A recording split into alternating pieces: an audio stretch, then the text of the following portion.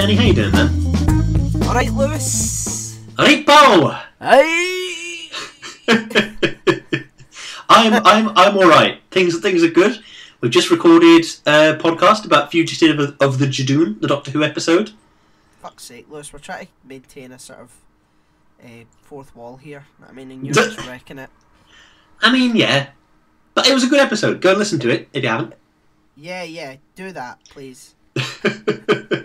see, I can advertise, Lewis. Do that. I think after my extreme success with bullshit where I talked about DragCon, I think I'd like another go this week, please. All right, okay. Oh, you're feeling, what's the word? Brave? Enthusiastic. Enthusiastic, yeah. Please feel free to step in and stop me, because I'm very aware I'm the most boring man alive. Okay, I'm just going to apologise, folks, in advance. If Lewis doesn't stick the landing, he is no longer allowed to participate in this very important part of the show.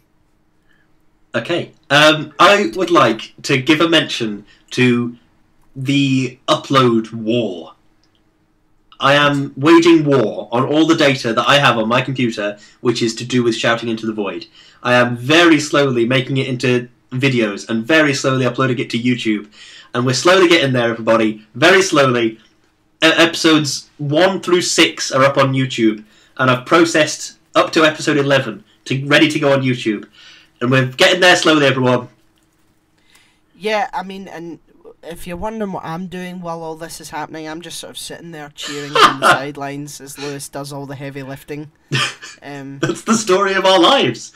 Yeah, I've got 10-minute bullshit to continue. I've got to write. I mean, I've got to spin the wheel that randomly picks from an unspecified number of topics. Yeah. So is that it? Annoyingly, that's it. Yeah, I haven't got much more to talk about. I just wanted to give it a mention because it takes fucking ages. You start uploading a video to YouTube, and it takes literally 3 days for like one of these podcasts to upload because it's a huge 4 or 5 gigabyte file, and so it takes fucking ages. Wow. Have you not got like a sort of like Hiroshima type thing to sort of get this war finished? You know, just. I'm afraid I don't know. Just go all American with it and just nuke them. No, I haven't quite done that.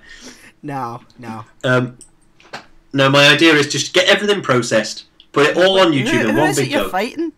I'm fighting slow broadband. Oh, yeah, those bastards. Those Hun bastards. Slowing down my internet. Send the send the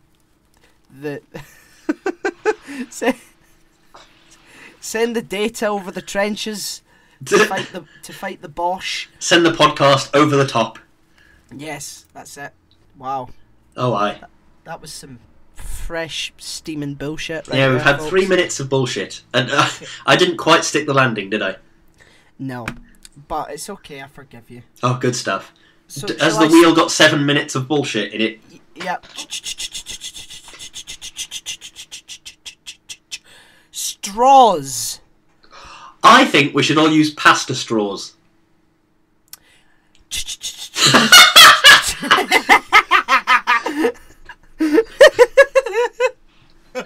God. Okay, Lewis. Please elaborate on your pasta straw. Right. Cooked pasta. No, dry pasta. That's integral to the straw's function because it'll be too soft otherwise. I'm sorry. So, right. Okay. So, what is it? Is it for specific drinks? Because I'm sure you can't drink it with a hot drink, then, can you? Because it'll fucking cook. Have you ever had a hot drink with a straw? Yeah. When? What were you drinking? I was drinking tea. Why were you drinking it with a straw? I was drinking it with my metal straw. Why? I don't know, I just like it. Oh, okay. I just enjoy it. Aside Not everything I freaks do like Danny, has to be ran through your bedwetter switchboard, Lewis. Well, right. Here's my manifesto for pasta straws, right? Oh, fucking hell. I think I mean, plastic straws, it's not really a big issue to do with the environment. It's more like companies that dump toxic waste directly into the mouths of blue whales. That's the pressing concern. Yeah, I'd say that's more important. Yeah, that is important. But if we're pretending that plastic straws are much more of an issue than they are, then we need to stop using them. That's the solution, right? But reusable straws are always a bit of a bastard. Because not only is this thing going to go in your mouth and in whatever you're drinking, so it has to be clean at all times. Also, you have to be able to carry it conveniently. And I don't know about you, but my pockets are not... I don't have a pocket in my jeans which is a good size to fit a big metal straw in. I have a pocket that... my pockets I can fit like a wallet, a phone, maybe a pen if I was feeling crazy and lucky. Right. But I think a straw might be a bit of a stretch too far. Okay.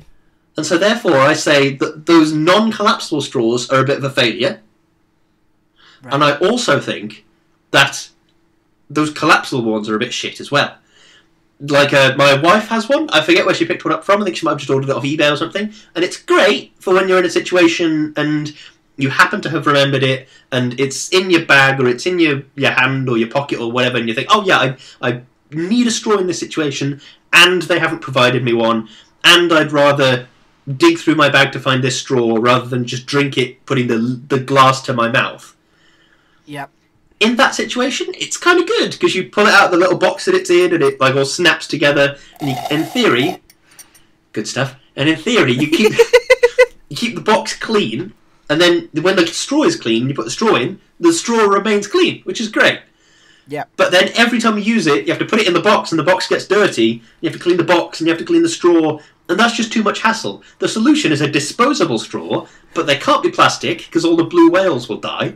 I think pasta is the solution. I think make straws out of pasta because it's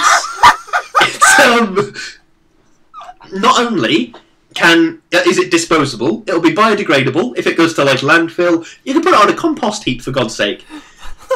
It will not go soft in a cold drink, no matter how long you keep it in there. It pretty much won't go soft. You'll be able to drink through it, and it's sufficiently rigid. They'd be able to drink like a thick drink, like a milkshake or something. You'd be able to drink that through it, which is like the problem with paper straws, is you can't drink like a Mackey's milkshake through it, because it just crumples. God. I genuinely think pasta straws are the future. Pasta and milkshake. Oh, but then pasta doesn't even really, like dry pasta, it doesn't, you don't really taste it. Oh, okay. So, what do you think of my pasta straw manifesto? You think pastas are the way to go then? I think they are, yeah. Because even, like, a bar could collect them and then cook them, serve them to homeless people. Because the boiling water will sterilise them. I mean, don't get me wrong, I wouldn't want to eat them. But you know what I mean?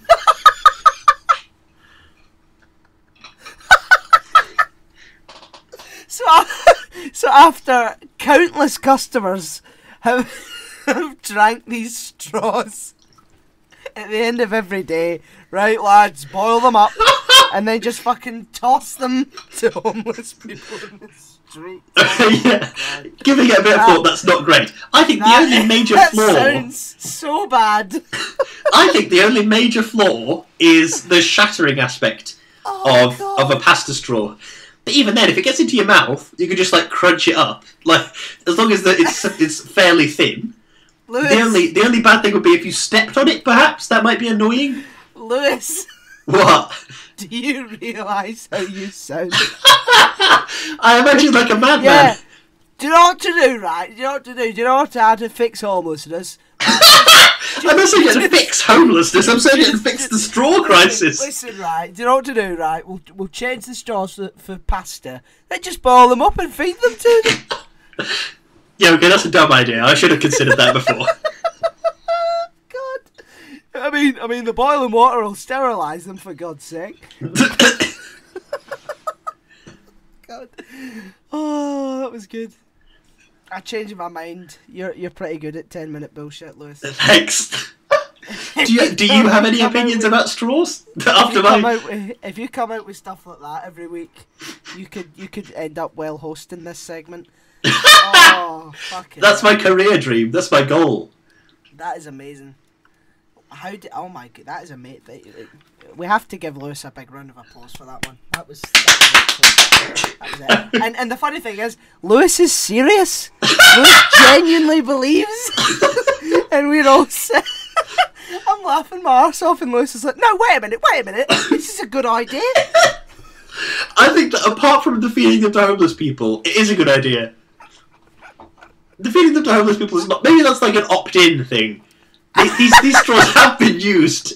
If you're okay with that, go for it. But if not, that's fine. As if I'm leaving my body for science. You can opt in. Oh god, we should make coffins out of pasta. Why? That wouldn't be useful. I know, but you could get lasagna sheets and like tape them together in the shape of a coffin. Fucking hell. Oh god.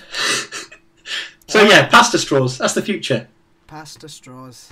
Wow. If Greta Thunberg is listening, that'll be her next thing. We need to use pasta straws. Yeah, you're right about that, Greta.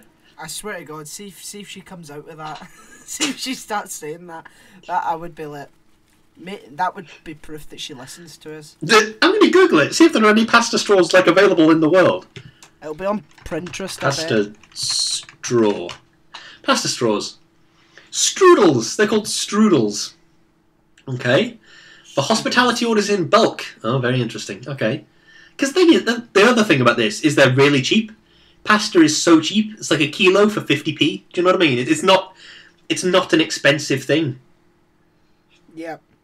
Ah, here we go. 12 straws for £3.49. Or 50 for £9. Or 100 for £12.99. Edible, biodegradable,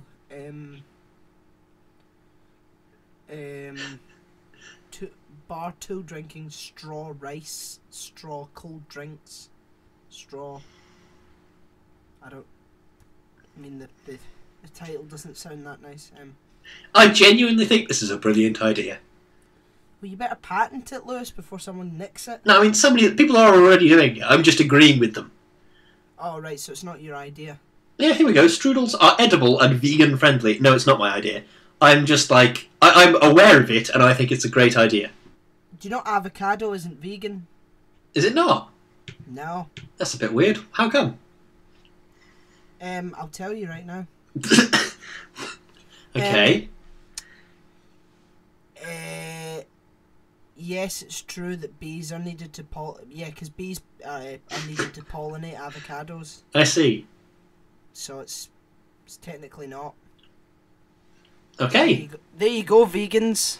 Stop eating avocado, you fucking horrible people. Right, well, is that enough bullshit for today? Yeah. Okay. That's fair enough. Pasta straws are the future. Remember that, everybody. Did you wince when I called vegans horrible people, Lewis? After your straw homeless idea? Jesus, you don't have a monopoly on shit statements. Oh god. Oh god, what is he saying now? Anyway, let's talk about why we should feed the homeless with straws. Oh god, I'd like to point out, just for the sake of anybody who might be listening and might be enraged by this, my thing about feeding homeless people straws, I'm not force-feeding homeless people straws. I just think that, like, if there's a food source there, if people want it, they should have access to it. Do you know what I mean? Oh god! You're like a politician. I think that if, in the same way that if I feed them straws, what I meant. I think that if I would expect, say, a cider farmer, a man who like has an orchard and like uses the apples to make cider or whatever, I would expect that person, to be open to the idea of sharing their apples with people who can't eat or aren't eating. I would expect a bar to be like, yeah, you can have some pasta straws if you want. Do you know what I mean? I mean, I've no idea how somebody might cook pasta straws if they didn't have access to like a pot of boiling water, but you know. Do you know what? See, in the history books, if we're ever mentioned at all, do you know what they're going to say? They're going to say the podcast looked as if it might do well. Then they started talking about pasta, started talking about avocados and homeless people in the same sentence, and it didn't really work out for them. Oh God. Oh God. Yeah. Well, that's 15 minutes of excrement. So good stuff. So what are we talking about today, then?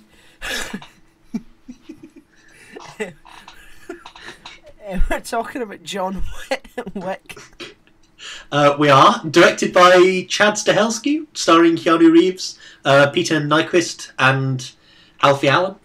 Ian McShane. Yeah.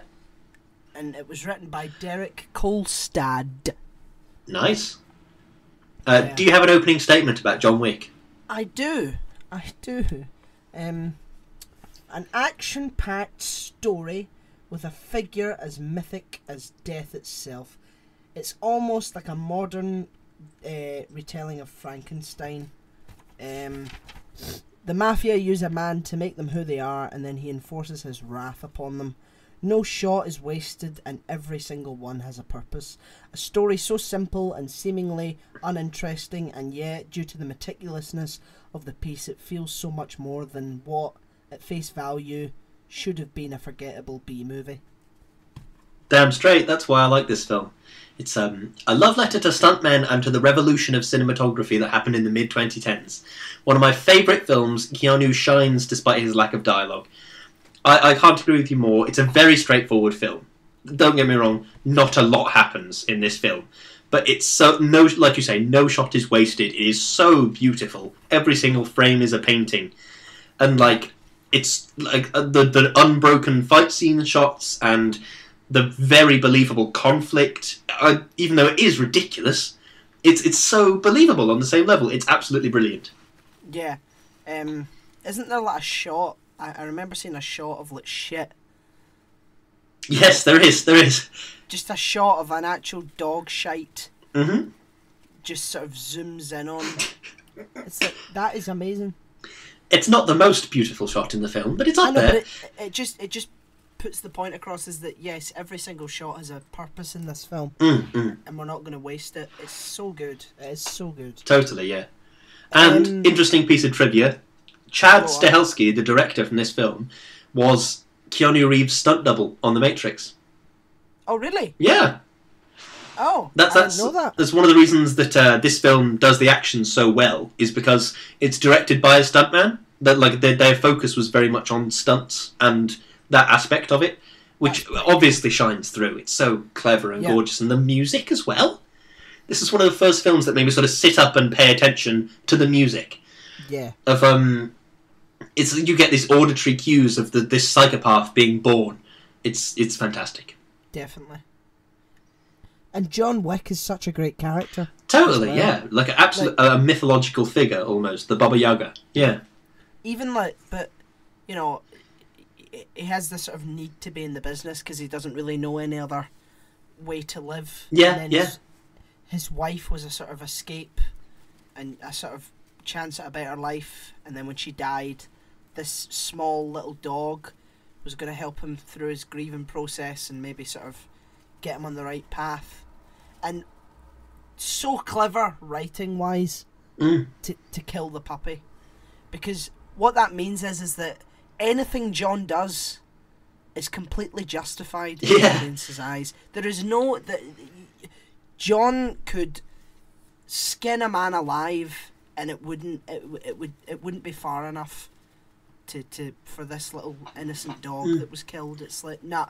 The entire audience is with John 100% of the way after he did that. Because he kills 77 people in this film. Oh, yeah. There's a lot of murdering. Yeah, that is like mass murder on a scale unprecedented. Oh, yeah. And I think this film is definitely the best of the trilogy. Have you seen the other two? No, I haven't. Because the next one, it's sort of a similar... No, it's not a similar story, but they sort of expanded on what people liked, these long action takes and good music and interesting visual shots, and they got rid of what people didn't like so much, which is like more of a human aspect, and the third one is not really very much worth talking about. There was a lot of like conflict and stuff, but they tried to freshen it up and it didn't really work quite so well. But this first one is absolutely fantastic. I could watch it all day. Yeah. Isn't the world building fantastic? Yeah, totally. with that secret society of assassins, and like Yeah. John puts the one coin into the slot in the door, and it's like you say, John is this brilliant character.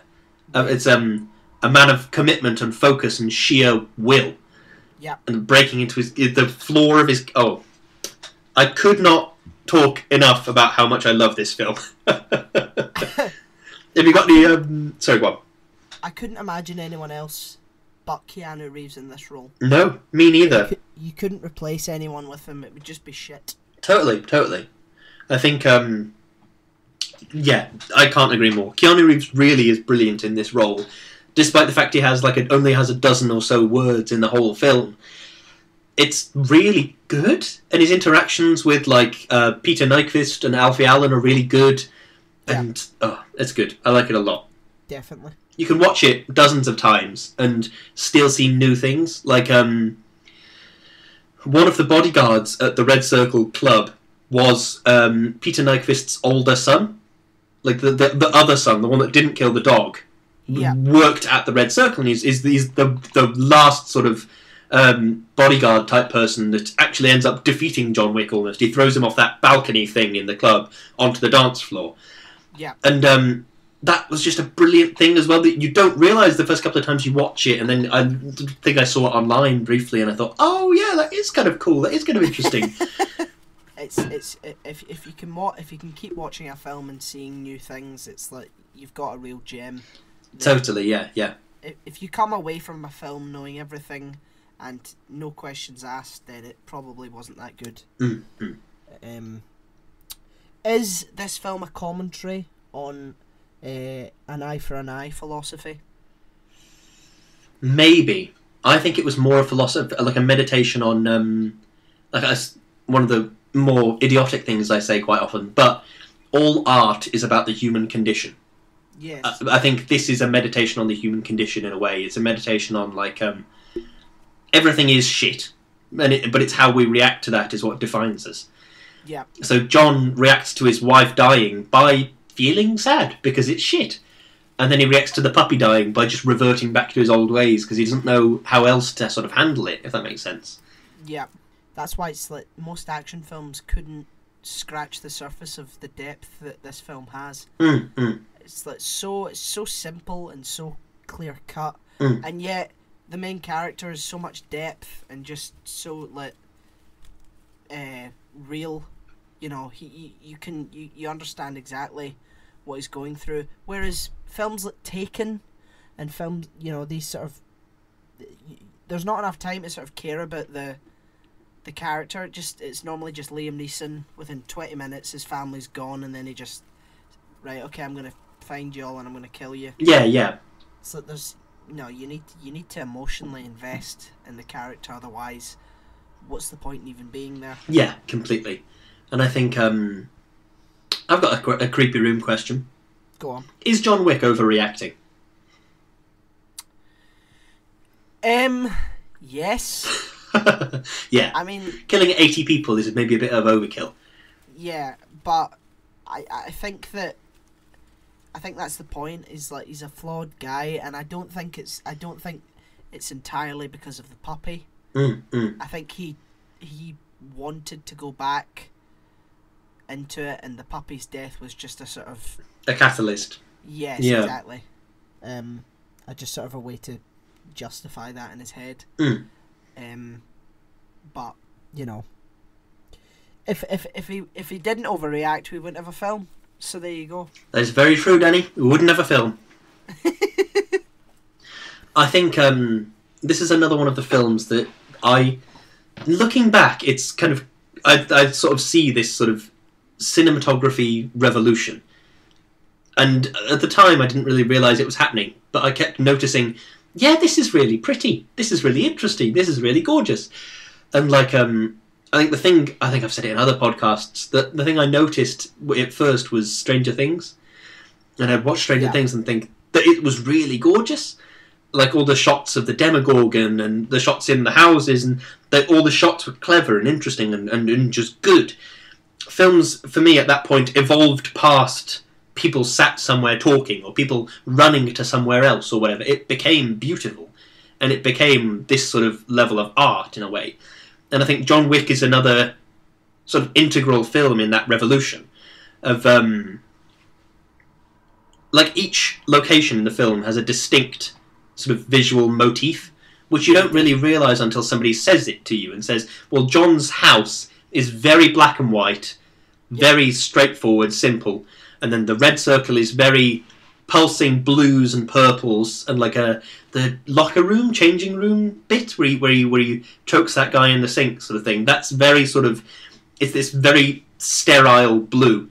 Then he goes out into the club and it's this sort of pulsating purple, and he goes to the warehouse, hideout, safe house type thing, and that's like sort of greens and browns, and it's sort of almost colourful in a strange way. I mean, the sort of mafia buildings and places that there are, it's not like your sort of dirty, dank, horrible, trashy places that you would see in other films. It's like alluring. It looks nice. It looks clean, and it's like it's a sort of commentary on it's very attractive, this world.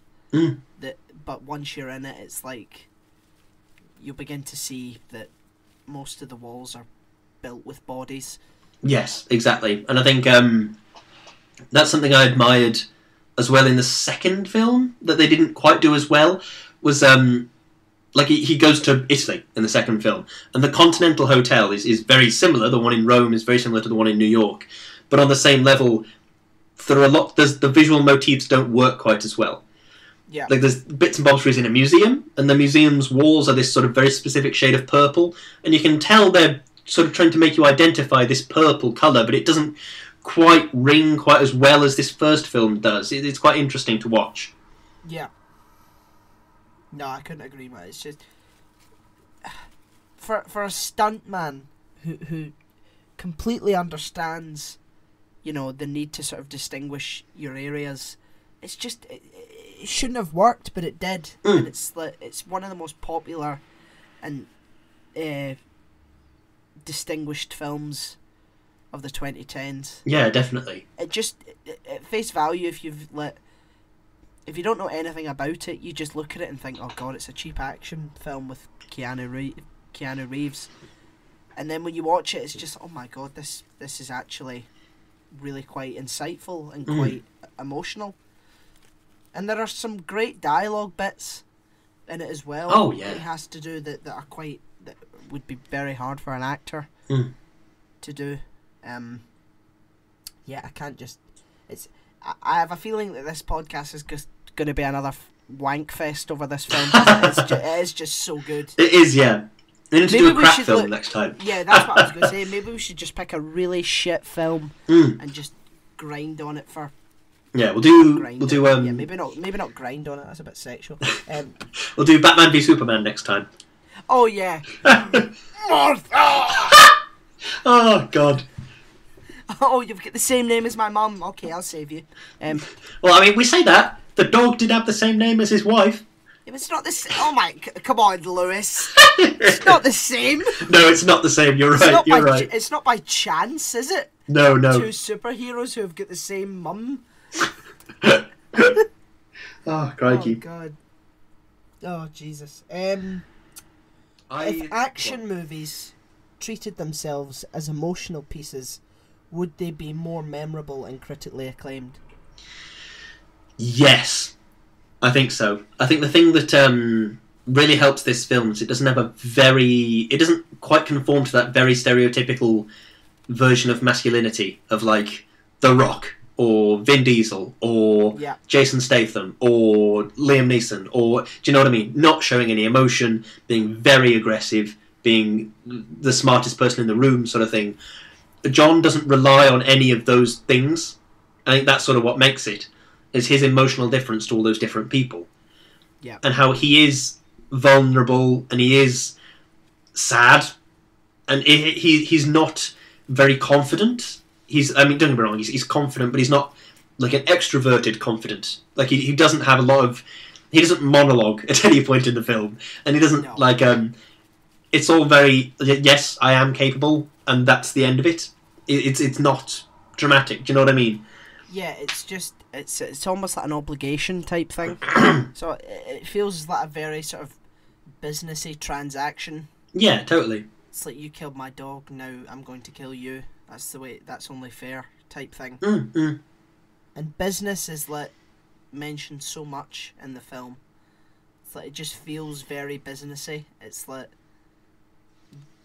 the emotion is hiding underneath John, but he's because he's been in the business for so long, he's treating it like just a logical transaction. If you know what I mean. I think that is another thing that makes it very good, is his sort of grizzledness, his sort of he has been in the business for so long. He's been doing this for a long time. That's the thing you come away from it from is he's been doing this forever. And you have other people like what was it, Perkins, who's sort of a bit more of a young buck, and she is very overconfident in a way, and she doesn't know what she's doing in a strange way. You get the feeling that John is just more capable. Yeah. Was the mafia boss's son not told about like John Wick beforehand? Yeah, that is a bit funny, isn't it? You think like, you'd mention it. Yeah, because, you know, John Wick essentially put them where they were. And surely you would have said, look, do not fuck with John Wick, because he will destroy us completely. You know. I don't know why that. I mean, I suppose maybe he thought he never would have dealt with him again, but who knows. But that seems like a weird thing not to say to your son who's entering the business. Please don't fuck with the guy who got us all here. It also does seem a bit like, why haven't they got... I mean, I know the entire point is that you can't protect yourself against John Wick. He will come for you. He will find you. But, like, do you think they'd have a plan? Do you know what I mean? Okay, yeah, John Wick, he's on his way. Well, what do we do? Do you think they'd have a plan in action? Because John Wick, if he is this inevitable force of nature, you'd have some kind of a plan, right? Surely, if this absolute demon of a man had you know, put all these bodies, you know, and built, you know, the thing that I now control, wouldn't you just kill that man immediately? You'd think, but then I suppose maybe it's an honour amongst thieves. Maybe it is just very difficult to kill John Wick. Yeah, maybe it is. Maybe it's like that business thing again. It's like, you've done this, now you get that type thing. Here's a question. Yes. Would this film have been better or more interesting if John Wick had never spoken? Yes. Because I think that's one of the tensest moments in the film, is when Vigo picks up the phone, calls him, and says, "What did he say? Enough." But he didn't say anything, and that's a really tense moment, because you are beginning to see the demon in John awaken, and he's back to his old self. If he said, if it would have been even more interesting if the only times he spoke was with his wife, and then after the dog gets killed, he says nothing throughout the entire. Yeah. That would have been really quite interesting. You're right. That's a good idea. They should have done that. I'll write a sternly worded tweet to Chad Stahelski. In the next one, can John Wick not speak, please? Yeah, don't say anything. Is simplicity better than convolutedness? Oh yeah, 100%. That's why there aren't as many heist films as there are simple films. Yeah. Oh god. You son of a bitch! I'm in! Imagine if John Wick could have said that at some point in this film. Oh god. You son of a... What's his voice like? You son of a bitch, I'm in. Oh, that's quite a good impression. Thank you. I think this is probably Keanu Reeves' best performance. Probably, yeah. I've seen him in a few things. I've seen him in Constantine. I've seen him in Devil's Advocate. I've seen him in The Matrix. He was very good in The Matrix. There was a film that he did called Knock Knock. Yeah, I saw that on Netflix. It's like I think I read the description and thought, well, that looks a bit shit. Yeah, it really was. Yeah. But this film, just Yeah. He was born for this role in a strange way. there's no one else. I don't know anyone else that could have done it. No, you're completely right. Just his grimace, just his face is just so. I can't even describe it. It's just so perfect. Yeah, it's interesting to consider that a lot of these things that we're saying about, like, he will keep coming, he will find you. These are all sort of horror themes in a way. Yeah. If you said that about the monster of the week in Doctor Who, then you'd be thinking, oh yeah, really scary episode. The Fnair, it wouldn't stop coming. It will kill you. It will be on its way. You can't stop it. It's a sheer determined, sheer will, whatever. Then that'd be dead scary episode of Doctor Who this week. But instead, we're saying this about the hero of this piece. Yeah. Is he keeps coming. Or the protagonist. Yeah. I suppose he's sort of an anti-hero in a way. Yeah, they sort of did that with Doctor Who, though, didn't they? Moffat did that. He sort of made the Doctor look more mythical and sort of bigged him up as the man who can turn an army around at the mention of his name. You know, stuff like that. It's fun, but this movie understands that doing that means that you're at the risk of sort of making him a villain. So, like, if you just have a character who will just do anything and just will keep coming and just is a force of nature and there's no humanity to them, then that's like, well, yeah, that's entertaining, but it doesn't make you question anything. But because John is such an emotionally driven character, it's like, it makes you think, is it right to sort of have a character who is this, you know, almost like a sort of demon? And is it right to sort of worship these characters that we see all the time, like Liam Neeson and Taken and all these other films, where this sort of one-dimensional person who's been wronged in some way just destroys an entire sort of a group of people? I think that's another good thing about John Wick, is he's not one-dimensional. No, he's played sort of as almost as a one-directional character.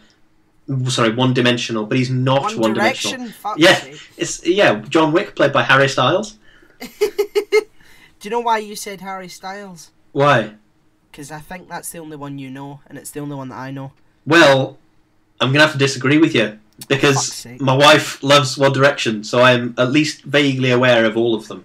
Is it Harry Styles, Zayn Malik, Niall Horan, Louis Tomlinson, and the other one? Yeah, I only know Harry Styles. There's another one, but I've forgotten his name. Oh, that's not good. I'll have the One Direction lawyer furiously emailing me now. Oh, yeah, there it is. They're suing me for £1 million. One Direction. Do you know, see if I ever find a One Direction album, there is One Direction, it goes... Oh, yeah? In the bin. So, anyway. What was I going to say? No, it was you that was talking. Yes, it was. It's a one-dimensional character played non-one-dimensionally. He has an interesting new take on this hyper-masculine hitman character. Yeah. I like it a lot. It's good. I certainly do. You get the feeling that John Wick has this... He's confident without being arrogant. He's assured in his own ability, but he doesn't have that "I'll kill you" vibe of an arrogant person. I'm a big fan. You're dead. Yeah, you know, yeah. You've met your maker. You know, that sort of cheesy... He barely says anything when he kills someone. It's just a logical sort of way to go. Mm-hmm. And it's consequences. That's what it is. Yeah. You do this, I do that. We do this, you do that. It's a logical sort of step-by-step story, which a lot of the time doesn't. Yeah, it's more focused on. More action films are just focused on just the action, even if from an emotional standpoint it doesn't make sense. Where I think that it's John that's leading the story rather than, we want to put in 1 million explosions and 20 stunts. It's like, no, John is doing it because that's what John is choosing to do. It's not because we just want lots and lots of really cheesy and sci-fi CGI stunts in it. Do you know what I mean? Yeah, I get what you mean completely.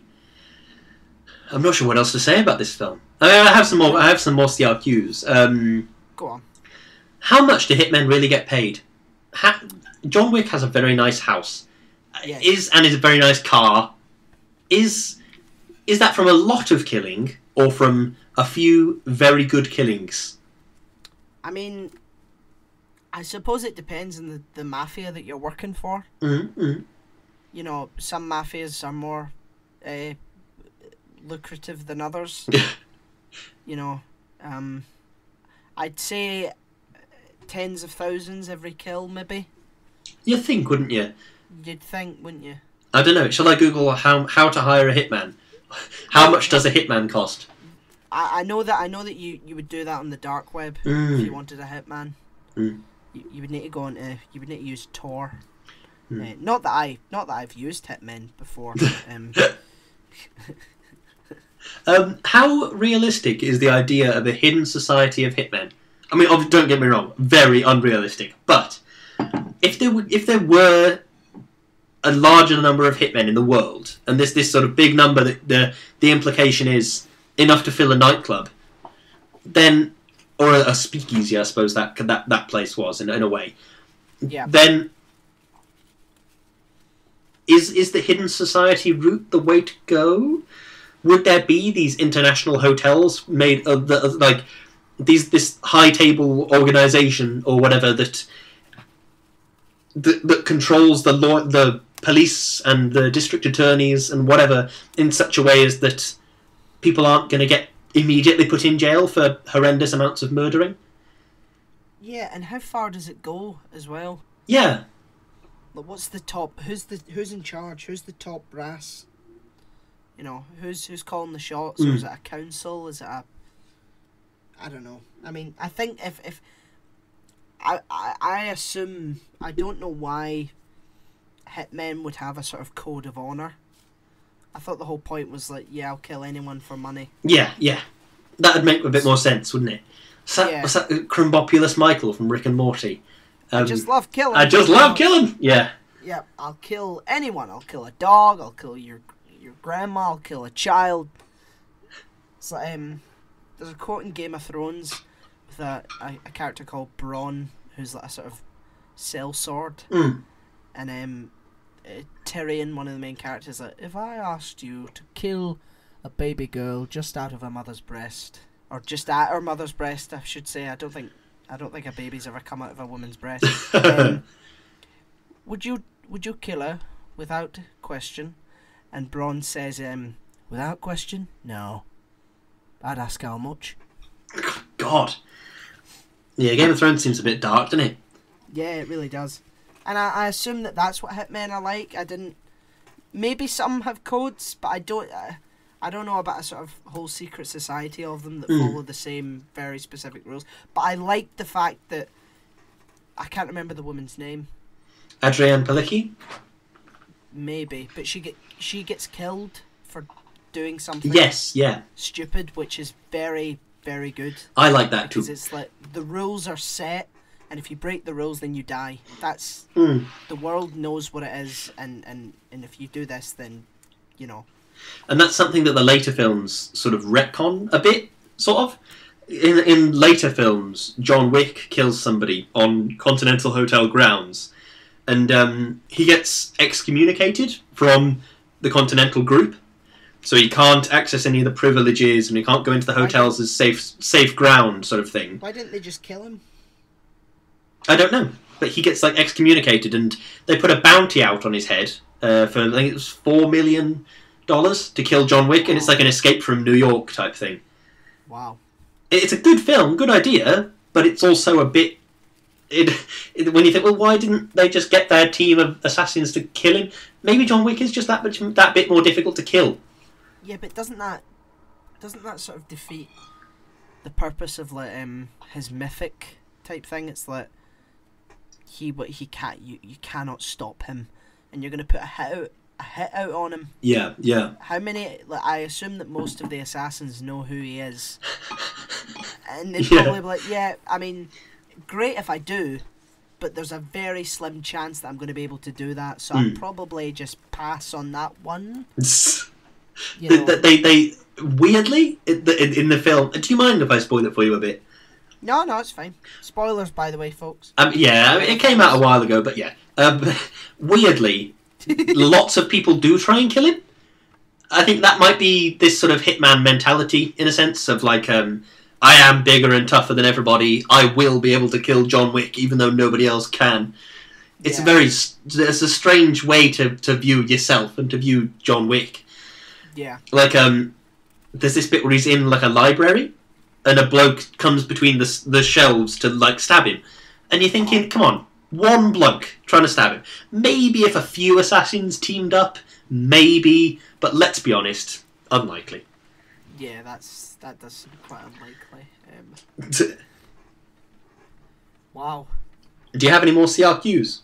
I don't. Neither do I. No. Oh God. If we're going to do another bullshit. This isn't good, Lewis. It's not. It's because we've reviewed 2 good films in a row, so we've made 2 short episodes. The 1917 one was less than an hour long. This is what, 45 minutes long? Oh my God. This isn't like I'll see if I can. I'm gonna look up the other ones and see the length of them. You said that Joker was short, but I think it's like an hour and a half. Oh, is it? Crikey. Yeah. Shouting. Oh my God, it doesn't even say the thing on here. Okay, yeah. Oh my God. What? That can't be right. What's that? Dracula was 36 minutes long. No, that can't be right. Dracula, 36 minutes. Where are you seeing this? I'm on Spotify. It might be wrong. Oh, I'm on Podomatic. An hour and 3 minutes long Dracula was. Why is it saying 36 minutes? I've got no idea. Who knows? Love Actually has got an hour and 14 minutes. Mm-hmm, mm-hmm. So we talked more in Love Actually than we did John Wick. I suppose there's more complaining to do about that, though. Maybe I think that's what we need to do now. I think we need to do some shit films. The longest podcast was Void number 16, Doctor Who, Take Me Out, and more Doctor Who. And then it was 10, was the Rick and Morty episode, the one, and then, yeah, Joker was one of the longest. Yeah, I mean, because there's a lot to talk about in Joker. Yeah. And the shortest ones are obviously Whispers into the Void. The shortest, just Void, was the 1917 one. Yeah, that was pretty short. Yeah, then Dracula, then Black Christmas, then El Camino. Yeah, I mean, I can read lists all day, let's be honest. Yeah. God, we need a long one, Lewis. We need to find a film that's shit. It's not a very good... It's quite a toxic way of deciding what you're going to review. It kind of is, isn't it? Yeah. Give me something shit, and I'll rail on it for an hour and a bit. Unfortunately, we can't talk about anything that's shit for the next couple of podcasts, can we? No, we've got some plans. We've got some plans in. Should we do our closing statements and then we'll unveil that? Let's do our closing statements. Go on, hit me. Okay, just let me find it. The best action movie of all time. That's bold, I know, but it's the truth, bitches. Couldn't agree more. I think a revolution in cinematography and action films. A fantastic view of this particular demon of a man and his impact on the world around him. Can't fault it. Yes, definitely. Well, there we go, eh? That was John Wick. 50 minutes. That's not much. Crikey. No, it really isn't. We apologise, yes, folks. We apologise for just picking good films. we'll pick shit films going forward, I promise. Yes. I am on Instagram at O'Hiram. I'm on Facebook at Daniel Kerr. I'm also on Twitter, as I've said every other podcast, at Kerso2000. What about you, Lewis? What are you on? I'm on Instagram. Ketamine? I never stop. I'm on Instagram at Lewis_Brindley, Twitter at LewisBrindley4. My Facebook page is Lewis Brindley. Check me out.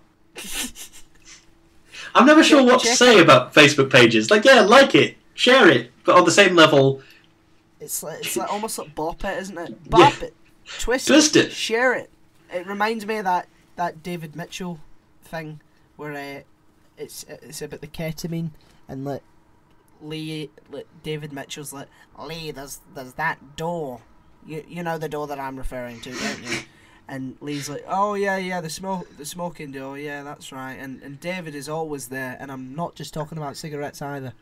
And David's like, no, you're right. For me, that will always be the heroin door. That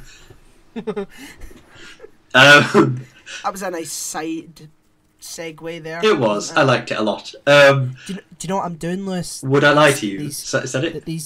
That these gullible fools, I mean, these smart, intelligent people will never get. Go on.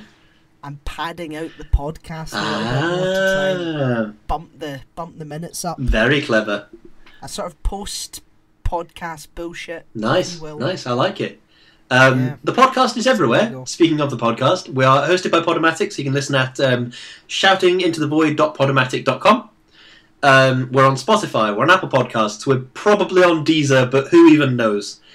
Yep. Go and check us out, share us, importantly, like us, review us, share us with your friends. We've got a YouTube channel. We do. We've got Patreon. We do. Where you can get some secret goodies. And then we've got a PayPal donate button. We do indeed. Anything you can spare, any of your pocket money, just send it our way, and we'll say thanks, and we'll probably move on with our lives. Give you a shout out, mention you. We'll see what we can do. Yeah. It's not going to be anything great, okay? We need to live within our means, right? I mean, I'm sitting at a desk, and I don't even have curtains for my windows. Oh. Do you know my room doesn't even have a door, Lewis? My room is up in the loft. Okay. Of the house, and let me tell you an amusing anecdote. So it used to be that I would share a room with my brother. Okay.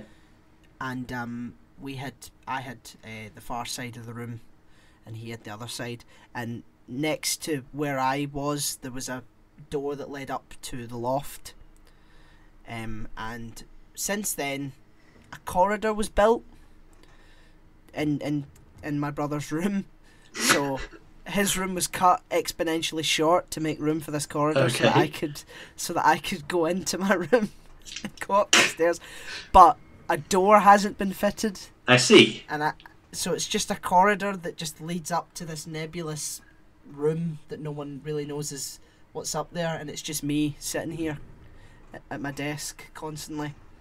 I see. So have you got not even like a curtain or something across the door, or? No. Okay. Seems like you should invest in a door.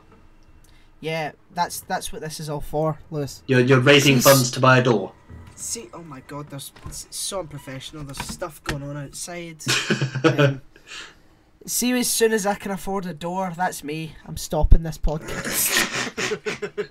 As soon as I can afford a good door. That's the goal. I do it for the fans, and I do it for a fucking door. That's what I need. Well, Danny, what are we talking about next time?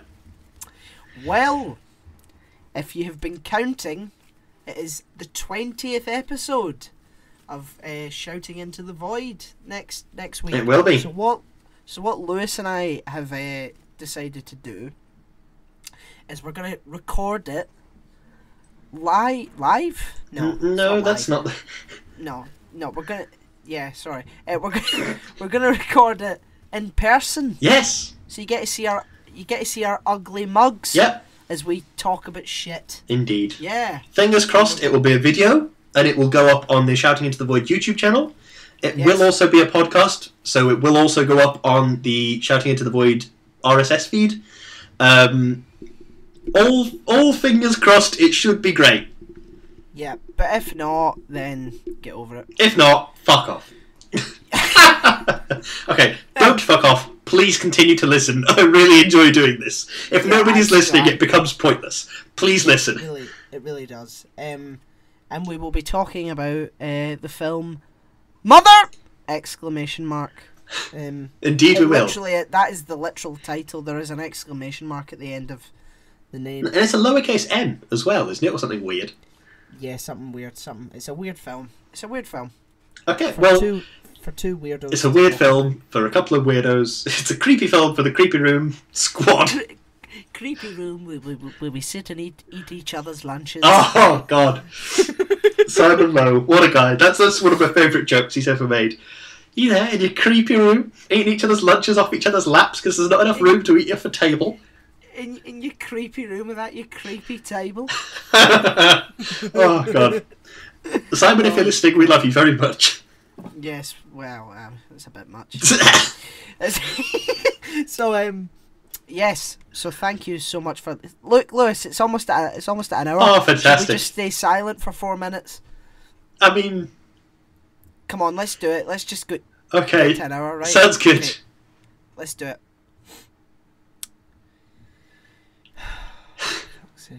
Do you ever just feel it dying? That 4 minutes of silence went well, didn't it? No, I'm serious. We need to pad this out to an hour, Lewis. This isn't on. It has to go over an hour, and then we'll just leave. Right? Well, good news. I'm using my reusable water bottle today, so Greta Thunberg will not kill me in my sleep. I thought that was your straw. I thought it was your fucking pasta straw. Yeah, I've got my big jug of pasta straws here. Yep. That is. I tell you something. That is a scene in a horror film. A pasta straw. No, just some guy sitting by himself drinking out of a pasta straw. I genuinely don't see your problem with this. I think it's genuinely a good idea. This is my pasta.